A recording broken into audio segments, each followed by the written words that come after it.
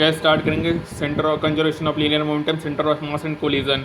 यदि F external zero है तो initial momentum is equal to final momentum होगा घटना के तुरंत पहले, घटना के तुरंत बाद। मोमेंटम कंजर्वेशन हमेशा ग्राउंड फ्रेम में यूज़ करना है। मोमेंटम कंजर्वेशन यूज़ करते समय वेलोसिटी हमेशा ग्राउंड फ्रेम में लिखी जाती है। पहले conservation of linear momentum perfectly elastic E1 होगा, इनलास्टिक इलेजन होगा, परफेक्टली इनलास्टिक E की वैल्यू 0 होगा। Elastic collision conservation of linear momentum हमेशा वैलिड है, इनिशियल काइनेटिक फाइनल के बराबर होगा। इनलास्टिक में कंजर्वेशन लीनियर मोमेंटम हमेशा वैलिड है, इनिशियल काइनेटिक एनर्जी फाइनल के बराबर नहीं होगा। परफेक्टली इनलास्टिक में टक्कर के बाद चिपक जाएगा, बीकॉम साथ साथ चलेगा। काइनेटिक एनर्जी इनिशियल फाइनल के बराबर नहीं होगा। E V2 - V1 upon U1 - V2 होगा। 2 मोजर tool conservation of linear momentum coefficient of restitution होगा। मास सेम, इलास्टिक कोलिजन है, वेलोसिटी गेट एक्सचेंज होगा। भारी ऑब्जेक्ट लाइट ऑब्जेक्ट क्या हुआ, भारी ऑब्जेक्ट की वेलोसिटी में टक्कर के बाद कोई सिग्निफिकेंट चेंज नहीं रहेगा, वेलोसिटी वही रहेगा। E V2 - V1 upon U1 - U2 होगा। Fractional loss 4m1 m2 upon m1 plus m2 का स्क्वायर होगा। Percentage energy transferred 4m1 m2 upon m1 plus m2 square into 100 होगा। अगर आप किसी फ्लोर से टकराओगे तो स्पीड d से मल्टीप्लाई हो जाएगा। Vn e की पावर n v0 होगा, Hn e टू की पावर n h0 होगा। S total h0 1 plus e square upon 1 minus e square. Total time √2h/g 1 plus e upon 1 minus e। Average speed h 1 plus e square upon 1 minus e square या √2h/g 1 plus e upon 1 minus e होगा।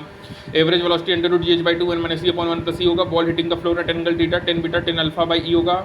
जाने वाला angle is equal to आने वाला angle और 10 beta infinity होगा, theta 90 होगा, perfectly inelastic होगा।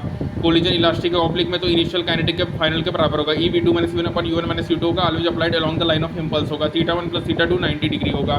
काइनेटिक एनर्जी लॉस क्या होगा, half m1 m2 m1 plus m2 U1 - U2 का स्क्वायर होगा। Loss in kinetic energy in perfectly elastic. Centre of मास यहाँ पे प्रेजेंट हो जरूरी नहीं है physically.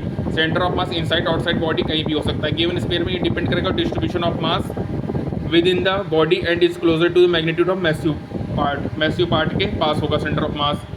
RCM m1 r1 plus m2 r2 upon m1 plus m3 होता है। XCM m1 x1 plus m2 x2 upon m1 plus m2। YCM m1 y1 plus m2 y2 upon m1 plus m2 होगा। ZCM m1 z1 plus m2 z2 upon m1 plus m2 होगा। m1 से location क्या होगा, m2l upon m1 plus m2। m2 से location होगा m1l upon m1 plus m2। Linear mass density mass पर unit length होगा। Surface mass density mass पर unit area होगा। वॉल्यूम डेंसिटी मास पर यूनिट वॉल्यूम होगा। Mass that is equal to radius का cube होगा। Continuous mass distribution integration x d upon integration dm, यहाँ पे integration y dm upon integration dm, integration z dm upon dm होगा। Rod पे centre of mass l/2 पे होगा। Semi circular ring 2r/5, solid कोन h/4 होगा। Disc 4r/3 पाई, solid hemisphere 3r/8 होगा। Whole sphere r/2 पे होगा सेंटर ऑफ मास। VCM क्या होगा, m1 v1 plus m2 v2 upon m1 plus m2 होगा। Expression of centre of mass m1 a1 plus m2 a2 upon m1 plus m2 होगा guys. F external zero होगा तो centre of मास का acceleration zero होगा। Velocity of centre of mass constant होगा। यदि अगर centre of mass initially rest पे है तो रेस्ट पर रहेगा। यदि VCM u है तो कांस्टेंट वेलोसिटी से ही चलता रहेगा। प्लैंक वाले क्वेश्चन में डेल्टा एक्सियम जीरो होगा। F1 delta x1 plus F2 delta x2 is equal to m1 delta x1 plus m2 delta x2 is equal to 0 होगा गाइस। यदि डिस्प्लेसमेंट नहीं हो रहा है, डेल्टा एक्सियम जीरो है तो m1 delta x1 plus m2 delta x2 कितना होता है गाइस, 0 होता है। तो यहाँ पे हमारा कंप्लीट होता है that is centre of mass and collision.